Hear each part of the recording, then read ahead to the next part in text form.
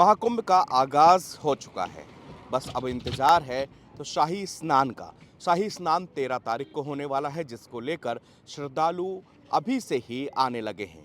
जिस जगह पर मैं खड़ा हूँ ये है अरहल घाट। अरहल घाट जो भी यहाँ पर कहा जाता है गंगा और यमुना का जो सबसे पवित्र संगम संगम क्षेत्र है, जहाँ पर गंगा और यमुना दोनों नदियाँ आकर मिलती हैं, वो यही अरैल क्षेत्र है।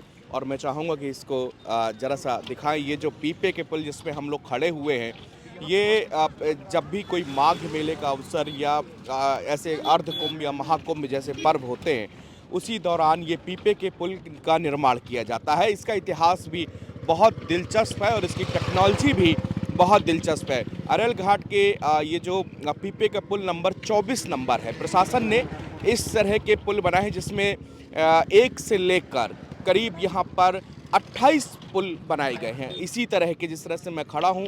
और ये टेम्परेरी पुल होते हैं जिसमें 5 टन तक भार ये पुल सह सकता है। और इसी के कारण जिन लोगों को शहर से या दूसरे घाटों से और पार करके नदी पार करके दूसरी तरफ जाना होता है, तो इन्हीं पीपे के पुल का सहारा लेकर लोग इस पार से उस पार आते हैं।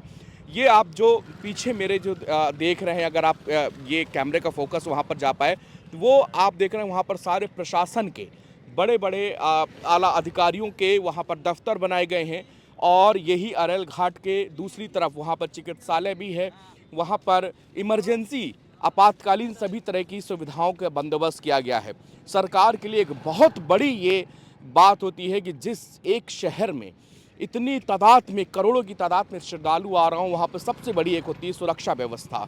क्योंकि ये इतना बड़ा आयोजन है कि पूरी दुनिया में इससे बड़ा कोई पर्व और इतनी गैदरिंग वाला कोई भी पर्व नहीं होता है। ऐसे में सुरक्षा सबसे ज़्यादा ज़रूरी होती है। और आप देख सकते हैं जगह जगह जो आपको नावें दिख रही हैं, इसमें जल पुलिस भी है, एनडीआरएफ की टीम भी है और यहाँ पर तमाम सारे स्टीमर भी लगाए गए हैं। और आप शायद कैमरे के फोकस में अगर आ रहा हो तो दूसरा पीपा पुल भी आपको उस फोकस में यहाँ से दिखाई दे रहा होगा।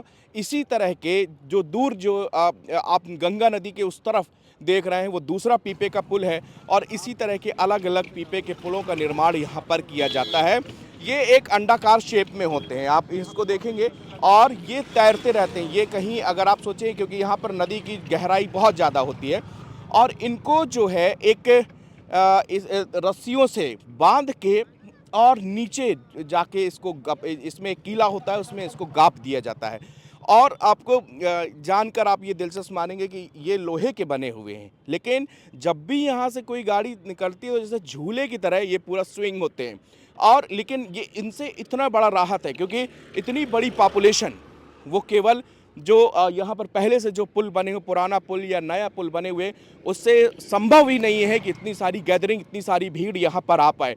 तो मैंने इस जगह को आपको दिखाने के लिए मेरी कोशिश की। देखिए यहाँ पर टेक्नोलॉजी से, और ये बहुत पुराने समय से पीपे का पुल का सहारा लिया जाता रहा है।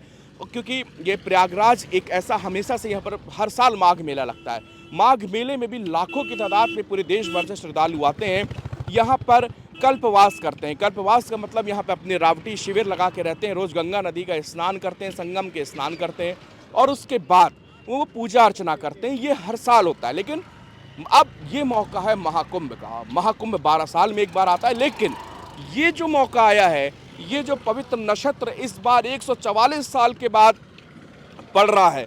पूरी दुनिया में हर व्यक्ति ये चाहता है कि कम से कम एक बार इस महाकुंभ में आकर संगम में स्नान करके अपने आप को धन्य कर लिया जाए और जन्मों जन्मांतर के जाने अनजाने में जो भी पाप हुए हों उससे मुक्ति पाई जाए।